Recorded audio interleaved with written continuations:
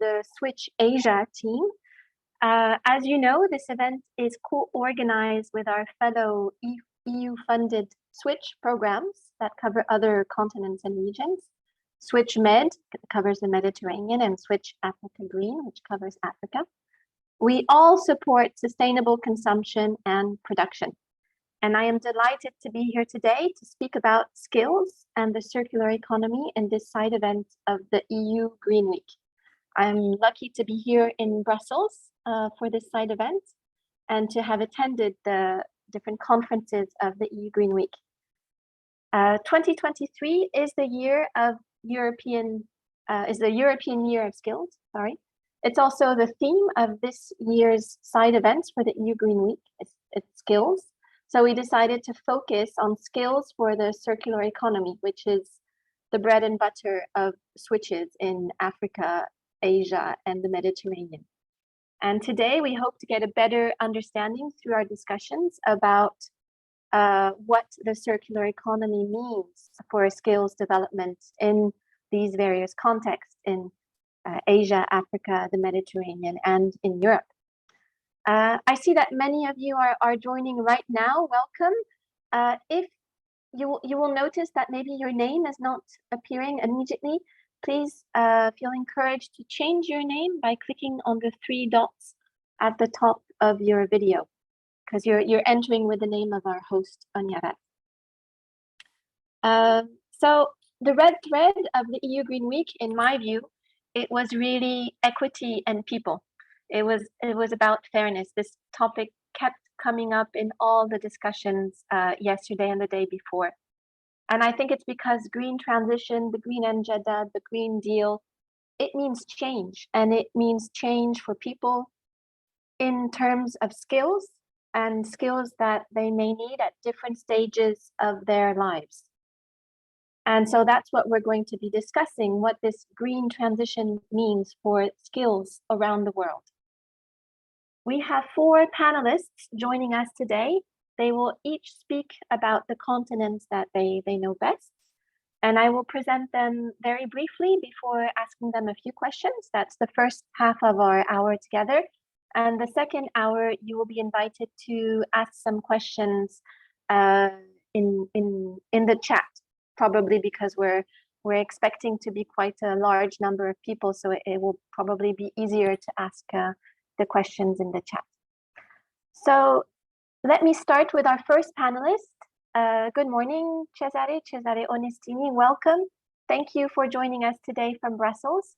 You are a very experienced European diplomat and policymaker with a keen interest and extensive knowledge in today's topic, skills. Between 2017 and 2022, you were the director of the European Training Foundation, the EU agency which promotes skills development. And you also have direct experience in Asia, since previously you served as Deputy Ambassador of the European Union to India and for Bhutan. And today, as the Director General of the LIFE program in the EU Council's General Secretariat, you interact on a daily basis with EU legislation that is related to the circular economy. So I have 2 main questions for you today, and then you have a few minutes to answer. Could you please explain to us why the EU has put the skills at the forefront in 2023 and how this links to the circular economy? And my second question, could you tell us more about the centers of vocational excellence and how these centers relate to the circular economy? There, thank you very much, Cesare. Thank you so much, Elodie. It's a pleasure to be here and it's a pleasure to be with all of you. And first of all, let me congratulate you for putting skills at the center of this discussion as part of the EU Green Week. Why do I say that? I say that because we all have in all our different countries and continents very high ambitions for greening and for moving to circular economies. This is driven by idealism, but also by pragmatism, because we see the need that we all have to fight climate change and to ensure sustainability for our societies. So the transition is something which is necessary more than ever. Um, but often what happens is that even in the EU, knowing the talking about the continent I know best, as you said, we come to skills almost as an afterthought at the end of the policy formulation. And we have big goals, big ambitions. We look at a whole different arrays of things to do. And then we kind of come, okay, what about the skills? And I think more and more we see that skills are not an afterthought. They are at the center of the transition, because the circular economy is really about, as you know very well with Switch, is about changing mindsets more than anything else. You want to change the way in which we plan, design, and implement a whole array of policies, and you need different actors, from the public to the private, from the big to the small, from the education to the training. You need all of those to move in the same direction. So we see more and more that skills are at the center, and that the transformation in the skills area is not moving as fast as it should. Um, Also because we know that transforming skills development takes time. It's usually something that you need to implement, and by the time you train and you implement it and you develop, it's something that requires a number of years. It's not an immediate transformation. Even the upskilling of workers and all of that, it requires a bit of time. Um, Having said all of that, I think this awareness is now very much part of the political consciousness, at least here in Europe, and that's why the European Year of Skills has been proclaimed here, because there has been a strong sense that in order to accomplish all these bigger goals, we need to put skills at the center of the policy debate. And European Year of Skills, it's really about this. It's really about supporting the transformation of skills development as we support the transformation of our means of moving towards a circular economy. And what does the European Year of Skills do? It does a number of things, but basically it tries to highlight all the needs and the tools that are already there, and I will mention a couple of those, but also it tries to bring forward new ways of cooperating. In Europe, we have for a number of years what we call the skills agenda, which is a way of bringing policymakers together with private sector as well, and developing new concepts about pacts for skills, for example, in different sectors of the economy, bringing together different operators and looking at foresight and how we can predict what skills might be needed and how we move towards that, sharing analysis and moving to action. So the European Year of Skill is really trying to do all of this and bringing it together. Um, if you're interested, obviously there is a website that was launched last month, and I will share the link. There is a big conference going on today and tomorrow on making skills count, and I will share the link as well in the chat, so you can also tap into that if you're curious to know what is the debate on skills on the European side. But then you also asked about the centers of excellence, and that's something that it's an initiative that the European Union has been promoting for a number of years. And the idea is very simple. Usually, vocational education and training is also seen as an accompanying measure, not maybe as the center of our educational policies.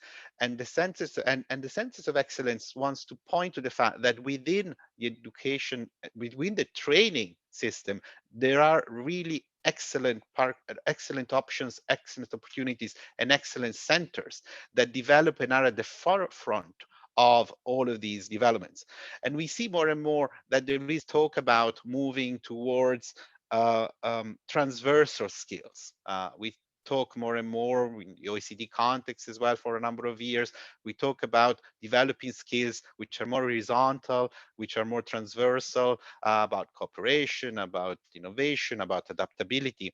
But if you start looking at the circular economy and the examples that I'm sure you have through Switch, you see that this is very important, but we should not lose sight of technical skills, and the two have to go together. And I think that's where the centers of vocational excellence come and play a role, because they show that excellence and vocational training go hand in hand and can bring together this horizontal dimension of the transversal skills combined with the technical expertise that is needed out there in order to support the transition and the development we have. So there again, I will share with you maybe a couple of links later about how you can look into these centers of vocational excellence, because although it's a European initiative, we have been trying to reach out and bring in examples and partners from Asia and Africa as well. And I think the network is expanding. And the network also provides a number of tools for those centers that might be interested and want to join. And a last word, which is maybe, as Elodie referred to, my experience, have been lucky to work both in Asia and for many years here in Europe. The one thing I see is that we have a lot to learn from each other, and that there is a lot of innovation a little bit everywhere. We need to go and find it. And I think the mindset in Europe is really changing as well on this. It's changing also because Europe has been traditionally very strong on skills development. We have some very strong models in terms of cooperation with the private sector or so, but more and more we see that the change is quite fast. We need to adapt to new realities, and some of the new ideas which are coming out from examples from Asia, from Africa or so, are also inspiring the transformation here in Europe. So this bridging of ideas and what you're doing today is an excellent example, and bringing together different experiences. And as you will see, there are many such projects already, but we need to put them all maybe together and help all our operators find partners that they can cooperate with. Thank you so much, Cesare. This was a great opening for our event, I think. And I was particularly interested in how we both need these transversal skills and the technical skills as well for this green transition.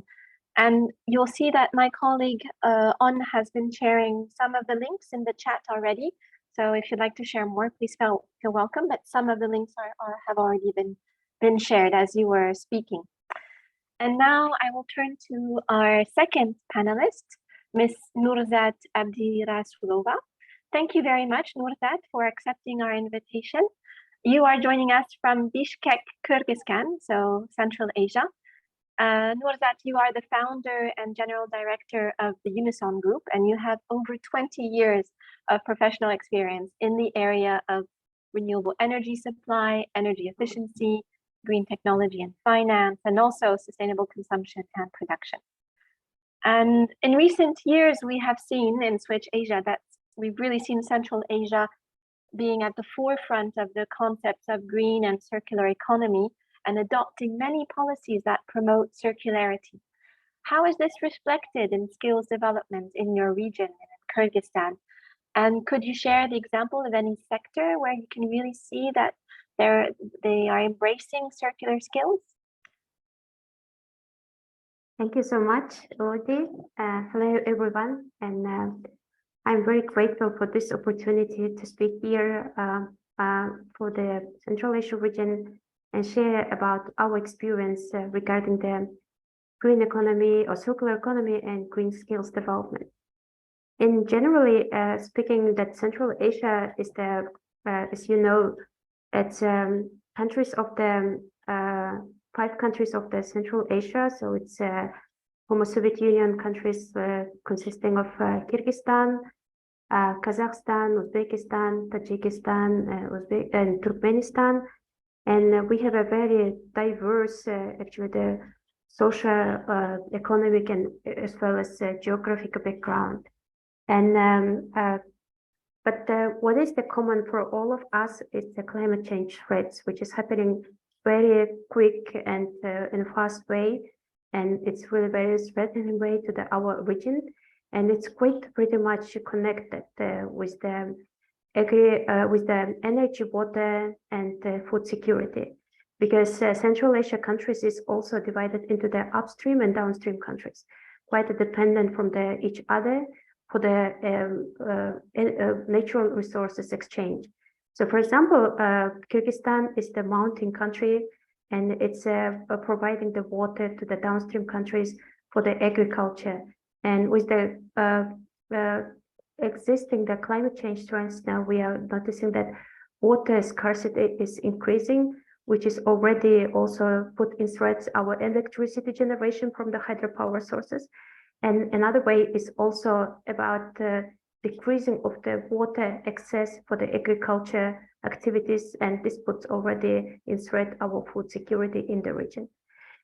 Also, the demography of the region is also is increasing, which is puts into the also the new challenge for our Central Asia region regarding the access for the water and having the enough resources for the sustainable development. And Central Asia countries, in line with the Paris Agreement, of course, we are also considering that most of all, how we can decrease, of course, our harmful impact to the climate, and on the other hand, how we can actually the best way adapt to the changing climate. So increasing the climate policy is now pretty much connected also about the greening the economy. So the some of the policies and regulations have been already adopted in the countries. And first of all, it is pretty much connected with the energy security and energy supply. And I would talk more on my own experience of the green skills development and green policy development in the case of the Kyrgyzstan. So one of the, like I said, that one of the most challenges within the climate change is the water scarcity. And water is such a crucial issue for our region that we generate electricity from the water. We have a water for the agriculture, and agriculture is all about our food security. And that's why it's we see that how actually we can optimize our energy demand and energy use in an efficient way. So if we take the example from the sector, this is the, for example, construction sector, which is the booming in all over the region. And because of the demography, also there is a lot of residential buildings are constructed, as well as commercial buildings. And from the energy consumption point of view, about 50% of the primary energy goes to the construction sector. And but there is a huge loss and very intensive energy use in the construction sector. So energy efficiency in buildings becoming the most important policy in our countries. And we adopted also the law, primary law about energy performance of buildings. And we have seen that in the green skills development, it is not only important to develop policies and regulations, but also it's very important that you work with the demand side, with the consumers, and to put this green circular economy mindset among the not only the policy makers, but also about the technical consultants, about the public, about the within the civil society and financial sector.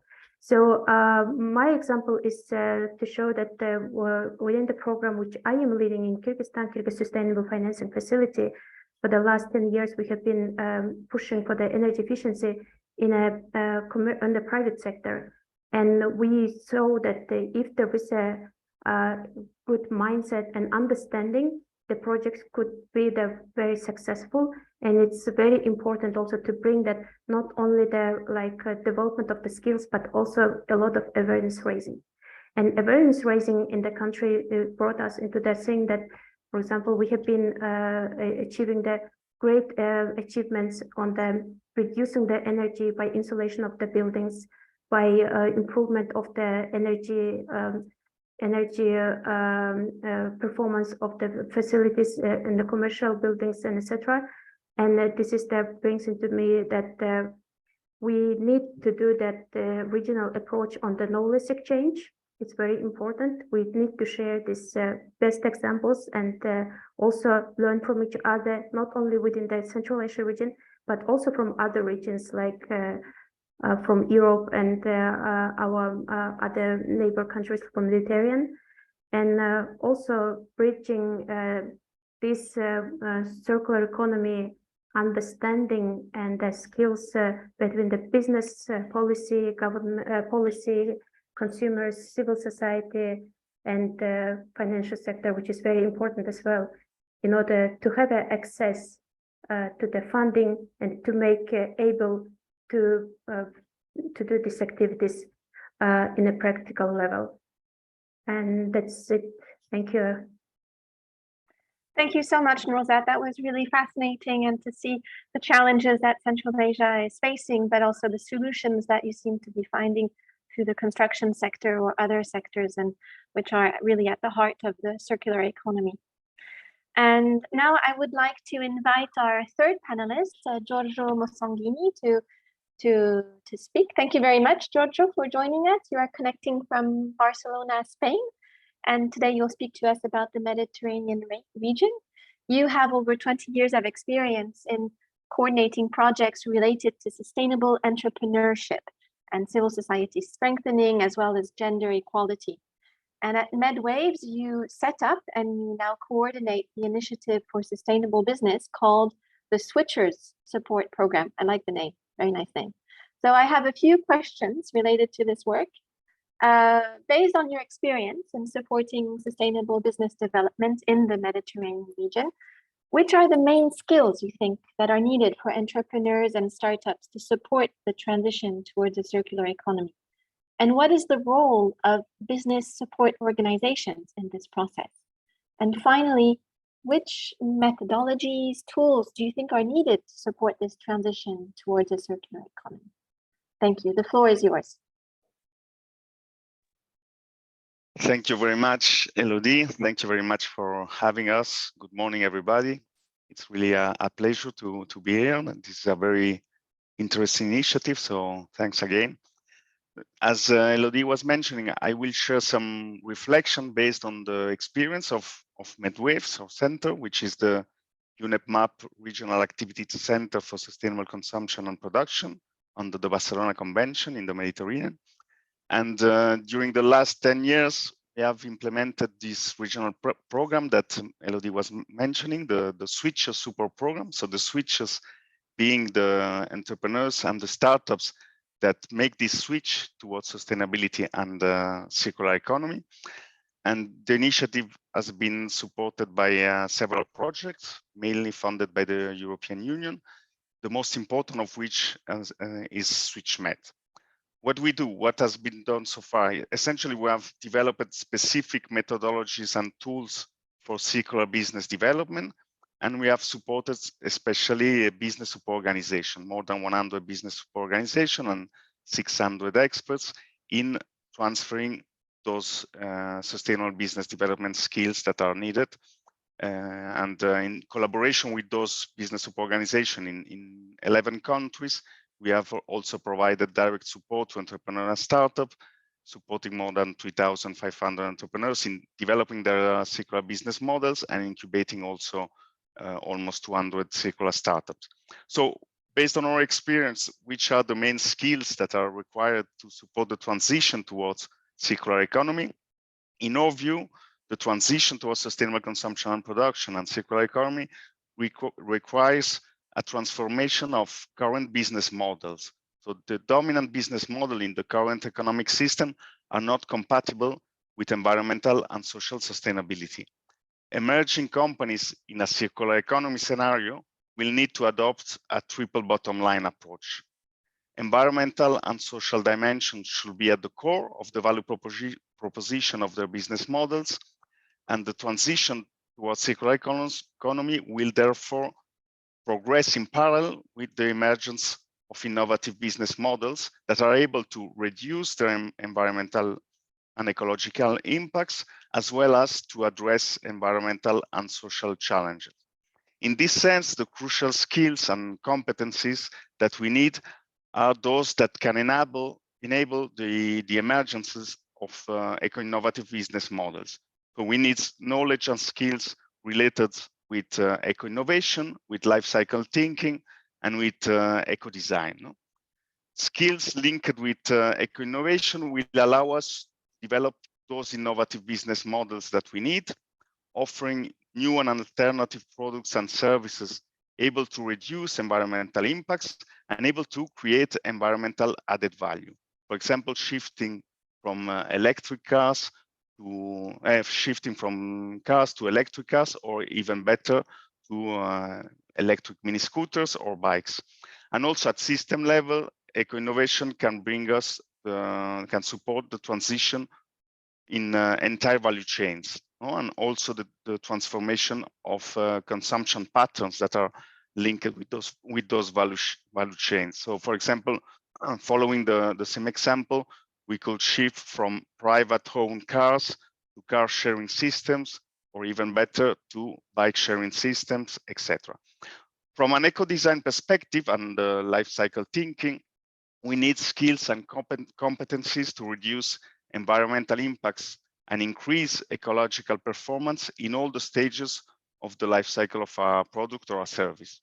If we look at the details of the required skills along the life cycle stage of a product, we can see some examples of the complex and huge range of transversal skills and technical skills which are needed, as Mr. Onestini mentioned just some minutes ago.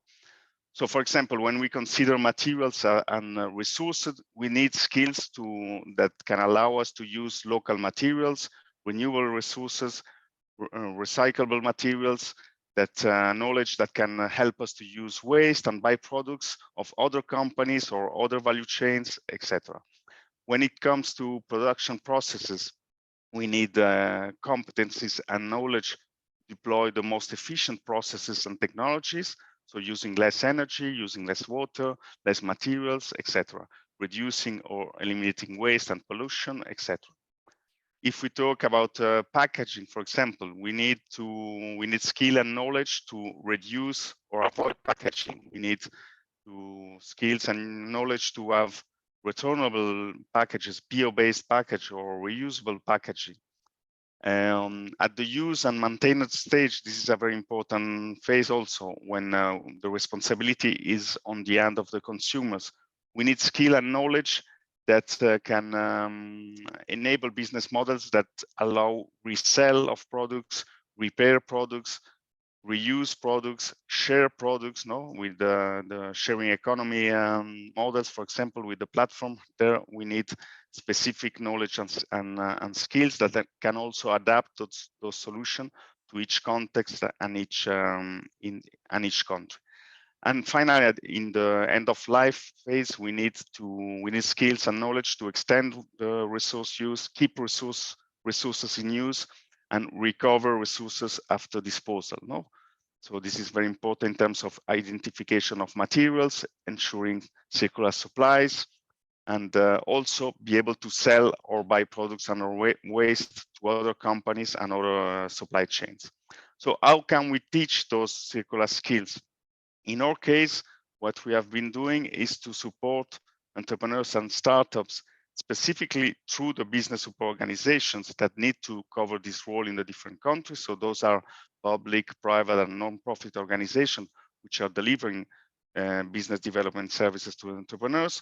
And we have worked through training, mentoring, and coaching, external technical assistance, etc. So the entrepreneurs are provided with the skills and knowledge required to embed circularity, eco-innovation, eco-design into their business models, their business plans, and finally, of course, their products and services.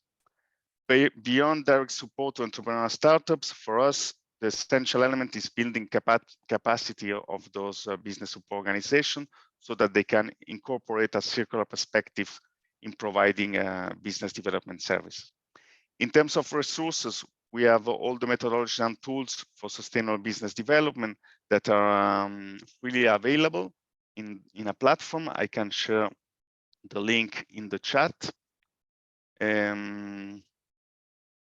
So this is the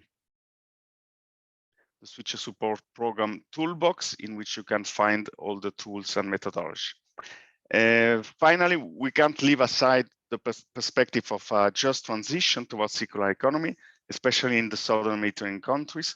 We have to ensure that transformations are carried out in a way that improves equity and without costs in terms of inequalities within societies and between countries. Within societies, we see, for example, that in the southern Mediterranean countries, waste management is usually ensured by informal sectors. In this sense, the improvement of sustainable waste management in the framework of a circular economy should promote the regularization and incorporation of informal employment. No? And also between countries, for example, in the case again of southern Mediterranean countries, the transition towards circular economy should not imply that several southern Mediterranean countries continues to play as their major role, for example, the one of energy suppliers for northern markets. No? This time with renewable energies, supplying green hydrogen, for example, to European markets, leaving the most value-added sectors of the circular economy to the advanced countries. No? So there is this aspect of justice in the transition of circular economy that I think it's very, very important that we address this at a political level and also at the technical level of the program that are implemented. So those are some reflection based on our experience, and thank you very much for the opportunity to share them. Thank you so much, Giorgio. This was really fascinating, and I liked how you built in some business processes and changes that are needed in our whole mindset for this circular economy to really happen. And so before our last panelist, I'd like to invite all our distinguished participants to start thinking about questions that you'd like to ask. And if you already have them on your mind, feel welcome to write them in the chat. And that might help our panelists to already gather some thoughts about your question. And last but not least, I'd like to invite our panelist, Ms. Leticia Abracom-Miaba, to share her thoughts. Thank you very much, Leticia, for joining us from Accra, Ghana. You are a very experienced environmental expert, having joined the Environmental Protection Agency of Ghana in the early 2000s. And today you are now the director of the Ghana Cleaner Production Center. So you are very well versed in circular production technologies. And you have worked closely with the Switch Africa Green program in Ghana through building capacity of SMEs in resource efficiency. SMEs are really at the heart of the circular transition. And from your experience of sharing capacity on resource efficiency with SMEs in Africa, how do we teach circular skills, and what is the specificity about building capacity of circular skills in Africa? So thank you very much, Leticia. We're looking forward to your insight. Thank you very much for inviting me. It's a privilege, and I want to congratulate the previous speakers about their very precise responses to the questions you asked here. The Switch Africa Green looked at three basic things. It looked at policy development to support circular economy, green economy. It looked at capacity development, and then business support, and it also looked at knowledge sharing. Now, how do we develop skills in SMEs? I want to state first that the skills, the people, the human resource are at the center of this transition that we all want to see from moving to linear to circular. Because if we don't have the people to do the things that have to be done to change our mindset, to move the paradigm from linear to secular, we can just talk, we'll have the big theories there, but nothing will happen. So people will have to be developed, capacity will have to be built in that area. Now you are looking at industry and how do we build their capacity? How do we train them to do that? The first thing I want to say that yes, the green skills are very relevant, but if we build them for industries that do not need them, that do not see the need for those green skills, they will just be skills that we have that cannot be used. So the first thing I would like to say that the skills have to be driven by industry. The skills have to be driven by industry. Industry has to see the need for those skills to be implemented, to be used in their operations. They have to admit and accept that that transition has to happen. They have to commit to it. And how do we get that commitment? There has to be something, a policy that drives them, that places the onus on them to move from their business as usual operations to the secular operations. So that is one thing so it has to be systemic for us. Most especially because in Africa, I would like to we think that most of our SMEs are in the informal sector. Most of our employees are in the informal sector. And then we have a situation where a number of them are also early leavers from school, okay? And so those ones have to be addressed. Those who are early leavers, but who have skills, who have learned to do jobs in a certain way, have to be targeted as well. So I want to see that the building of the skills will have to start, it will cut across the various levels of our education, from preschool right through to tertiary level. So we have to look at our existing curriculum, because first and foremost, resources are scarce. So we have to look at our existing curriculum, our existing teaching material, and build them to suit circularity so that we can build the capacity of our workforce to deliver the skills that we need to support the transition. So that will have to be done. We can see that a lot of solutions on circularity sometimes emanate from the global north. And so some of them are not local, but we also have to build the capacity of our institutions of higher learning to incorporate those things in their learning and curricula so that they can bridge the gap and localize it so the solutions can be localized. The other thing that works for us is the fact that in transitioning, there's a lot of innovation that goes on. And fortunately for us as a continent, we have the largest, youngest population. And that is the group that drives innovation.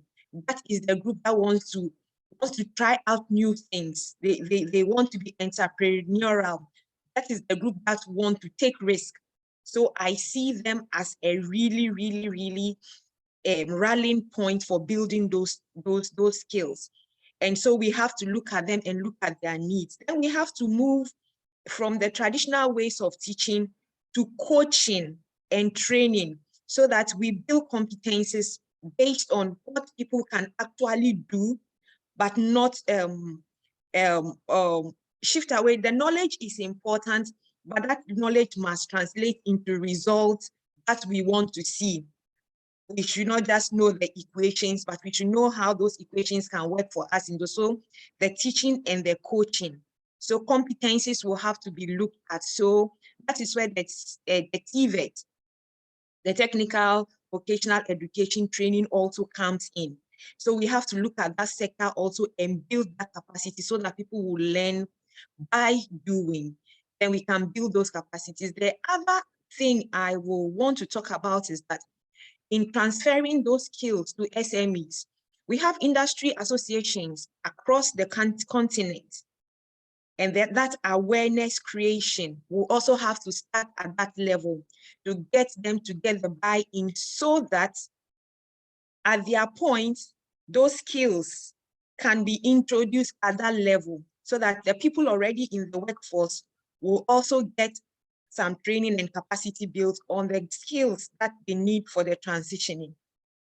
Now, I also believe that there is, we have pockets of greening activities going on in industries, but we have to move from pilots to scaled up operations that really show the difference, so that we can see that, okay, that this is a proof of concept. It can really happen, so that now we can drive the change and get the people to come alongside with us. The other thing too I want to say is that there are cleaner production centers, national cleaner production centers all across the continent, whose major task is to promote resource efficiency and cleaner production in SMEs.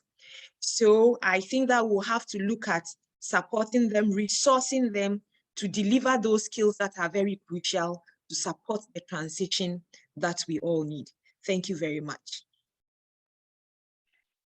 Thank you so much, Leticia. I love the energy you put in your response, and also how you gave us a lot of positive thoughts with the thinking of the youth that drive the innovation in Africa. That was really very interesting. There's a question that transpires through the chat, and I'll simplify it, but many people are asking, but what are the skills for the circular economy? I think each of you have touched upon this a little bit in what you've said, and I think it's not a straightforward answer. So maybe you'd like each of you to give a short answer to this, and maybe react on each other's interventions in 1 or 2 minutes. Thank you. Maybe if you don't mind, we'll follow the same order, then we know it. So I'll start with Cesare. Okay, thanks, Elodie. You know, that's a very important question, and I think the answer is that all skills have to move towards circularity and green. The European Training Foundation, the agency where I worked for a number of years, has done studies of different sectors. For example, they look at the agri-food sector in Morocco, they look at automotive sector in Turkey, they looked at energy in Tunisia or so, and they have seen that when you look down at the sector level, the skills which are needed are actually a combination of traditional skills and new competencies. And that's what we need to start focusing on. And I think, as Leticia said, we need to build it up from the needs of the industry and seeing what's there, understanding their needs and transforming that into curriculum proposals or so. At the conceptual level, the European Union has this green comp approach, which is defining what is a green competence area, which is a beautiful way of conceptualizing and helping. And at the first point is valuing sustainability. I think so. There are different approaches. If you are an educator, a trainer, green comp is a good way to start. If you are in business or industry, the sectoral analysis are a good way to start to look more specifically and more at the granular level about what kind of skills the industry and the workers tell you that they need in order to move towards more circular and more sustainable production. Thank you, Cesare. Nurzat, do you have any thoughts to add or any reactions on what are the skills for the circular economy? Well, I would agree that green skills need to be developed and established. And especially it's very important that when we are looking with a very different group of the stakeholders on this, and I would pretty much agree with the previous speakers when we are talking about not only the sectoral approach, industry or private sector or the public buildings and construction, etc., but it's also the involving on the level of the youth, on the level of the gender approaches, and also on the policy level. So, the skills, I think it's all about, first of all, the establishing the correct or like needed mindset about why we need the circular economy, how it will impact our sustainability in the future and our resistance into the climate change threats.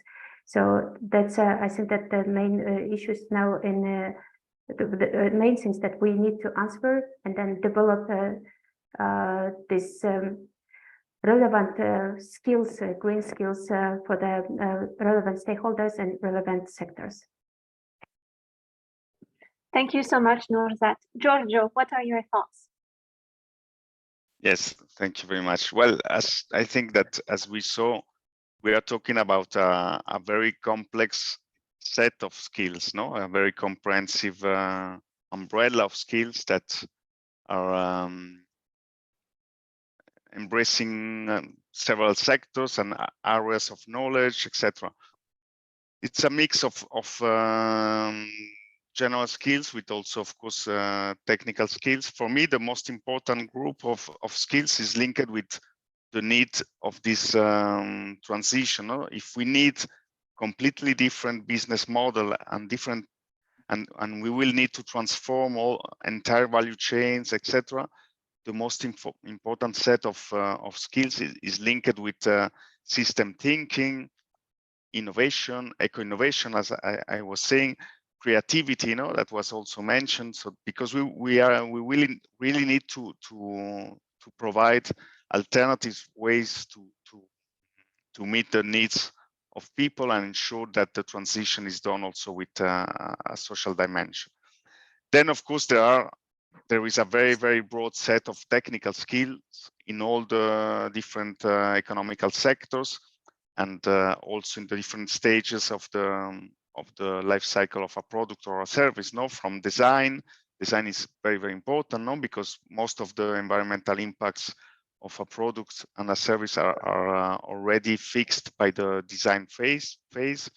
Then we need a lot of knowledge in terms of resources, the legislation also that is linked with resources, labels, etc. In terms of waste management will be a very important aspect of the technical skills that are required. And finally, also something that I think it's worth to mention is the consumer side. We also need skills from our habits as clients and as consumers, because we need people to understand that they have to embed the environmental and social cost of products and services. So they have to look for those sustainable alternatives and require to the companies and to the economic system to meet those environmental and social standards. Yes, thank you, Giorgio, for bringing in the consumer angle. That's very important too. Leticia, I'd like you to share your thoughts as well on this question. And also, you have a question just for you in the chat. We're asking you about if we need a thorough theory of change. So how we can track the changes and happening in skills development as well. So thank you, Leticia.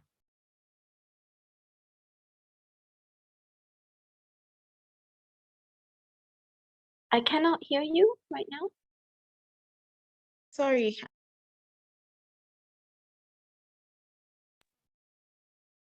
Just like the previous speakers had said, it's a wide range of skills that we need to move from the linear ways of doing things to go to the circularity that we want to see. So any skill that will promote sustainability, reduce pollution, create wealth, protect the population, conserve resources, decrease the quantity of materials we need to take out of nature to meet our needs, will be seen as a circular, as a skill, as a green skill.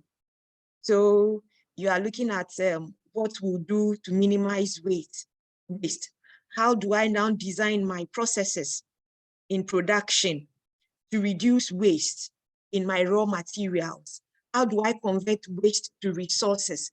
That thinking alone, that innovation that comes with it is green, because now you're not just looking at take, use, and throw away. You want to say, I want to take and use and use and use and use as much as I can without throwing away. So any skill that involves people, where we move away from profits, just looking at the profits we make alone, to looking at the societies we get, the communities from which we get our resources, to ensure that they are not left behind the benefits. Those will be seen as skills. So even our stakeholders' engagement, as we used to do them, will have to change. So those are also green skills. Then waste management. Like Jojo said, like waste management, what do we do with it? Particularly in Africa, waste management is an issue and most of our waste is organic. What can we do with that? What are the challenges we are facing? So any skill that will answer these questions is what we'll consider as green or circular skill, because we are promoting sustainability. Now to the question of the theory of change to monitor the development of the skills and maybe perhaps what their impact will be. For most countries, I can speak for Ghana, we have developed plans even for education, for climate change, for circular economy that will promote green economy. And I'm sure that it is not only in Ghana, it will be in other parts of the continent as well. So these plans, these strategies have embedded in them what we have to do, what resources we need, what processes we have to go through, what skills we want to see, how we want to see them deployed, and then the monitoring mechanisms also. So we can set ourselves a standard, a baseline. What is the status? And give ourselves time, because the change is not going to happen overnight. And give ourselves time. 10 years from now, where do we want to be? And then how do we measure it to ensure that, yes, the skills are actually developed, they are used, and then we are seeing the impact we want to see. So a monitoring mechanism will also have to be put in place. At the core of it all is that we want to move away from business as usual to sustainability, to circularity. Thank you very much. I hope I've answered your question. Thank you. Thank you so much, Leticia. Thank you. So we will now, there is a question specifically for Giorgio on water. How can circularity be transformed into the water sector? That one is for you, Giorgio, and then we will give the floor to Miss Adriana, and then we'll see how much time is left. Oh, that's our plan. Thank you. Thank you very much. Well, I'm not an expert of the water sector, but what we understand, in order to protect marine ecosystem and the oceans, what need to be done, especially, is to eliminate any kind of source of pollution for the marine litter, and also to mitigate and reduce the pollution. In general, in our case, for example, what we have is some specific programs on the blue economy sectors. So trying to identify entrepreneurs and startups in the different blue economy sectors, for example, coastal tourism or fisheries, or shipbuilding and repairing, or dealing with marine living resources, etc., and try to somehow, let's say, green the blue economy activities, to apply those circular economy principles and eco innovation and eco design into the business model also of those specific blue economy sectors business initiatives. But also at the end, I think that most of the initiative of the economical sector at the end have an impact on the ocean, because marine litter in a huge part is land-based, the origin. So everything that we can do advancing in circular economy is has a positive impact at the end in maintaining ecosystems, marine ecosystem and the oceans. Thank you very much, Giorgio. I'll now leave the floor to Adriana for her question. Actually, it's not a question. It's a conversation with you, because this is the area that I actually specialize in, circular economy training. And the issues that Giorgio has raised and Letizia has raised are very complex. And so you can't throw people into these complex skills concepts. And so just to give you an example, we've got 2 courses ready to go shortly, which will be launched shortly. The first one is a free course, which is a circular economy foundation course. But what it does is that it gives learners the absolute basics of what you need to know in regards to participate in the circular economy. So for example, there is closed loop systems. What is a closed loop and open loop system? What is cradle to cradle? What is circular design? What is eco design? What are circular business models? What is life cycle assessment? What are environmental product declarations? So what this does is it gives the learner the very basic competencies to be able to move their skills training process along. So once you have the basic competencies and you understand the language and the terminology and the outcomes that you want to achieve from your circular economy skills training, then you can progress. So the other course that we've got is actually resource recovery skills training. Now that's completely different. That is skills training as opposed to knowledge acquiring. So the foundation course, you acquire knowledge. The skills training, you learn how to build a team in your company that can deliver sustainable and circular outcomes. What are the kinds of communication skills that you need in your company to communicate with all the other employees? So there are actually 9 core skills that you require. So what I'm trying to say is that there are 2 ways to approach this. There is skills training, where you learn actually how to be active in a company in regards to particular processes. So how to build a team, how to collect data, how to set targets, how to make sure that you can measure those targets, but very basic, on a very basic level. So a 5-year-old could understand it, and not a 5-year-old or a 50-year-old professional, but it's skills. Knowledge acquiring is what is life cycle assessment. We have an acute shortage of life cycle assessment skills. So if this was interesting to a learner, then the way the course is structured is that it attempts to inspire people to go, gee, this is pretty interesting. I would like to now be a professional life cycle assessor. So then they move through the learning skills training process. They go from, it's like high school.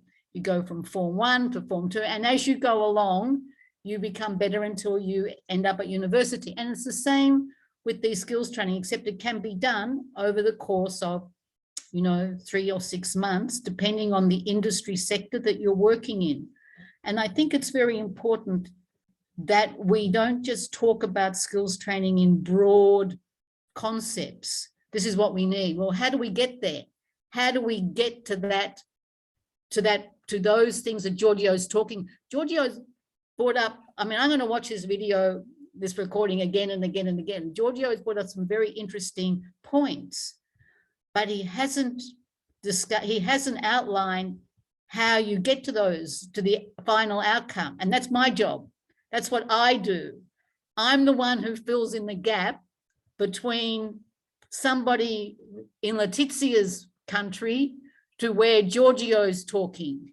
And that gap is actually quite big. And I want to make sure that people listening in on this call are aware that we all want these skills, but it's a process, and you have to have a beginning, and you have to have a middle, and then you have to have an end.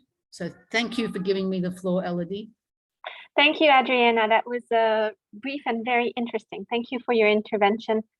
And now the next question we have is from Danielle Ofori. And if people are still interested, we will continue maybe a little bit beyond our original time and give some time also to Jun Roy from NRI Manila to ask a question.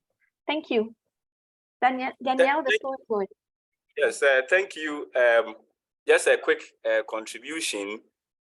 Thank you all for the wonderful presentations. But once we are talking about skills for circular economy, the point is that I like the part where we are talking about curriculum development, integration of circularity into schools curriculum. It's very important because circular economy skills is something that will take time.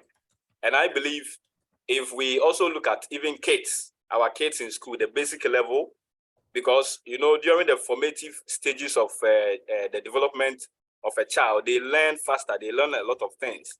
So what do we also teach them at this stage? And I believe if we want to promote circularity, then we should not also forget how we train even our kids in school. What aspects of their syllabus can we also include aspects of circularity, waste management issues, how do they use waste to create other objects? And I think it will also influence even future leadership, because once these children understand circularity from this stage, they will carry it on to the university. And it's a very laudable idea. We are talking about skills, because 21st century skills, I think it shouldn't only be ICT, but circular economy should also be part of the UN 21st century skills. So thank you all for this wonderful job. Thank you for the opportunity once again. Thank you, Danielle, for your intervention. Thank you. And yes, Jun Roy, if you'd like to ask a question or make a comment. Yeah, this would be quick. Thank you, Lottie, and thank you, everyone. This is really a wonderful session. So I'd like to reinforce what Adriana mentioned a while ago, because my profession is into capability building. And that's why my question a while ago is whether EU plans to come out with a similar model like the Green Com, which is already mentioned by Giorgio. Why this is important? Because a competency model would guide the decision makers, policy makers, HR, and those who are responsible for coming up with a curriculum. So that's one. And just to add insights to that, our view is that before we embark on the technical side of circularity, at the end of the day, this is really all about embracing sustainability. And so that's why the the Green Com competency model is very important for us to embrace. So one competency set or skill set, if you may, is really about what we call conscience-driven sustainability or circularity. That means making people care about it. And then second, I also asked this question about how you view the relationship or the importance of leadership skills, whether it is regenerative leadership, sustainability leadership, or circularity leadership as part of that circularity skills framework. The reason being, in our experience in the Philippines, 99.5% of the business enterprises here come from MEs. So thank you for highlighting that earlier. And so if in our experience also, when we look at the publicly listed companies, the conglomerates and the big ones, most of the efforts are geared towards investing more on compliance, more on reporting, but not yet on the capability building. And so when we talk about circularity skills building, this is even far advanced. We are actually talking about as simple as enhancing the sustainability training, coming up with a leadership curriculum on developing sustainability leadership. So my view is that one, the circularity skills framework needs to be developed in alignment with the Green Comp. And second, the leadership skills should be an integral part of that, because at the end of the day, the one who will move the needle and the ladder are still the leaders. So just to share an insights on this. Thank you very much for those insights, Chunroy. Maybe if you're okay, Cesare, I might bounce this question to you, because I think these questions of competence frameworks and how the EU sees circularity and its competence framework, you'll be the best one to answer this. Sure. Thank you very much. Yes, indeed, it's an important question, and I think the Green Comp is only part of the answer. I mean, we also have the, as you know, the competence framework for entrepreneurship, for digital, and all of that. And I think more and more what we see is that it's not about developing more and more specialized competence frameworks, but it's the synthesis of this. Because if you look at the ground level at what is needed in terms of skills development, more and more it's about digital skills that accompany a circular transformation, because those are the skills, for example, on precision irrigation, on new technologies to accompany and monitor the implementation of some of the tools that the industry is developing. The innovation that is needed will come from all sectors of the competence spectrum, and necessarily we need to take this broader approach. So I would say the EU is very much aware that now, and I think the intervention before from Adrian as well, and the need to focus on moving into action and training and developing this awareness that I think was also mentioned from the earlier levels of education, but then bringing it up and developing it into proper competence across the competence areas. So I would say one has to see both the need for the specialized capacity and capabilities in order to monitor and accompany the reflection, but then you need to look at your traditional competence areas and see how are they developing, how are they adapting, and what you need to bring in. And very often you will see that it's about entrepreneurship, it's about digital, it's about linking and connecting these different aspects in a circular framework. So you need to have a model, you need to know where you're going, but that's the idea. And just one last word, I will put in the chat a link. In a couple of hours, the European Training Foundation will unveil the 10 finalists for their Green Skills Award for this year.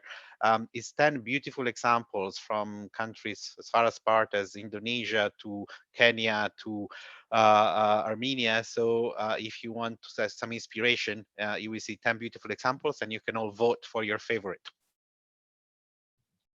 That's very exciting, Cesare. I like these awards. It's always very uplifting. So thank you very much for that. We have two more hands up. I do not know your names because it's still the name of our host that appears. Maybe first the gentleman whose video is on could speak. And if I may ask you to please keep it a little bit brief because we're already over time. So if you could be quite brief, that'd be very appreciated. Thank you. Sir.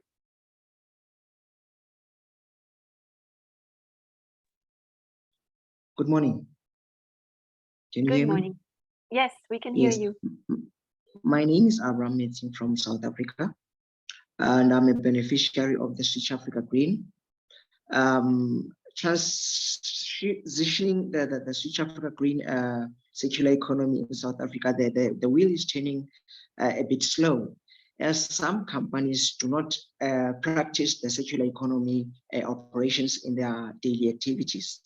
Now, my question, because I think politics play a very major role in policy making in our African countries. So you as an individual sitting where you're sitting and you come up with an idea to say, certain company, we would like you to be in the circular economy operations on daily basis, or do your waste management calculations as to how to save money and be more resourceful?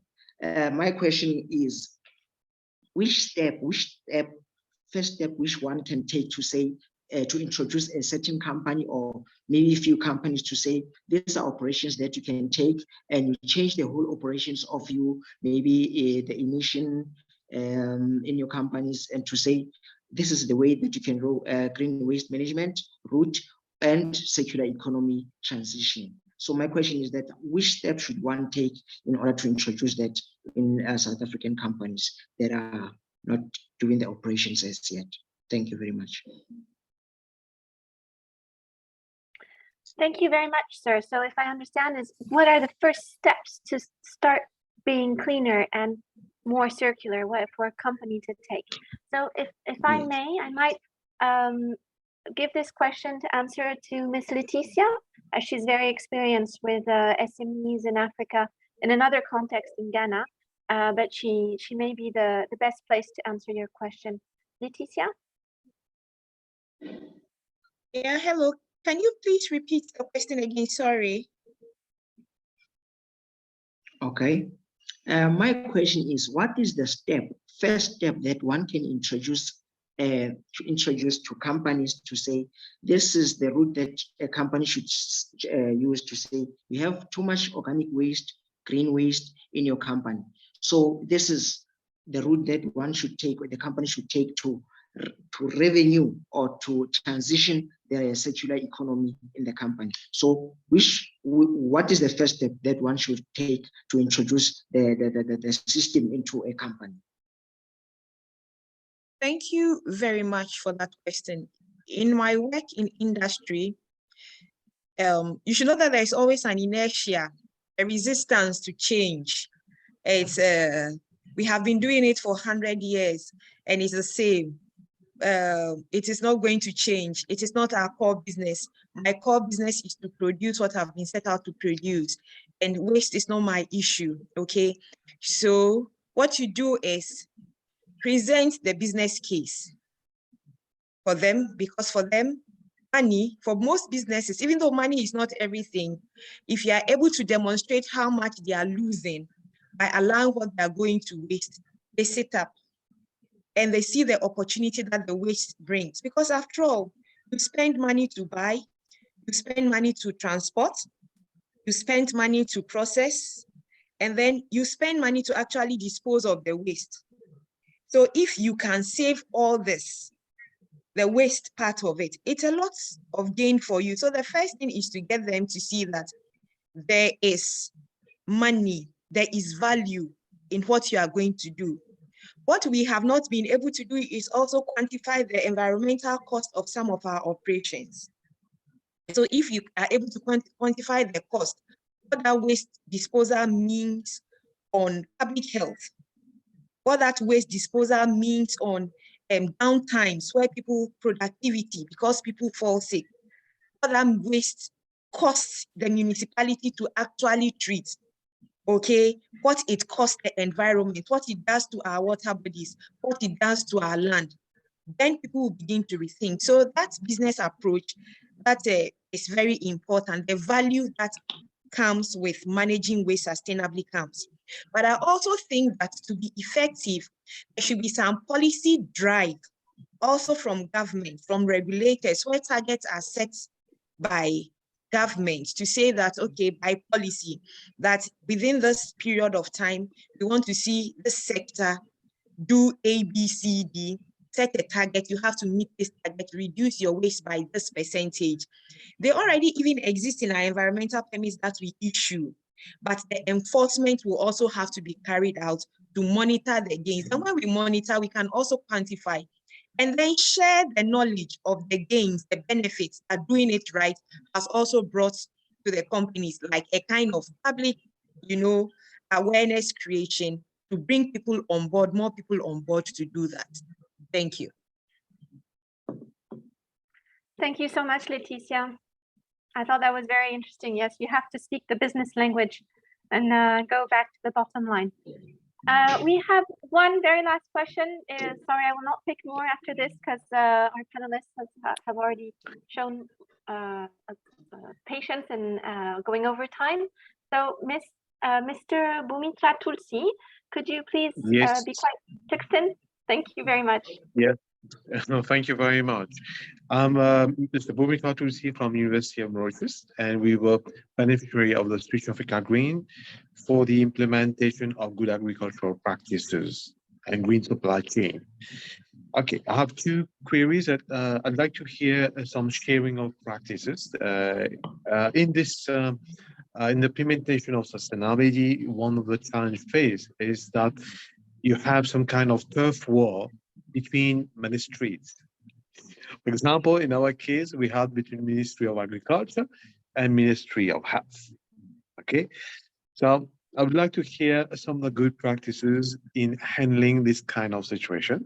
Anyone?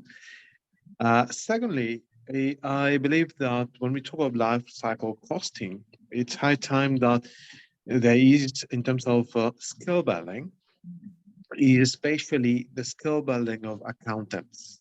One of the challenge is to, especially those who have followed ACCA. When you talk life cycle costing with them, when you talk about carbon costing with them, they get lost. They get lost. So I see that some collaboration with organizations like ACCA, which is global, and getting into environmental costing in the conventional accounting, that would be something interesting. So these are my two queries. Thank you so much, Bhumitra, for this. I may give this question about turf wars between ministries. I may give it to Nurzat because I can imagine she has seen these turf wars very close in Kyrgyzstan, if that's okay for you, Nurzat. And the last question on LCA accounting. Yes. Yes. For now, I leave this open to all panelists, and the one who feels the most inspired can answer after Nurzat's answer, if that's okay. Okay, thank you. Thank you.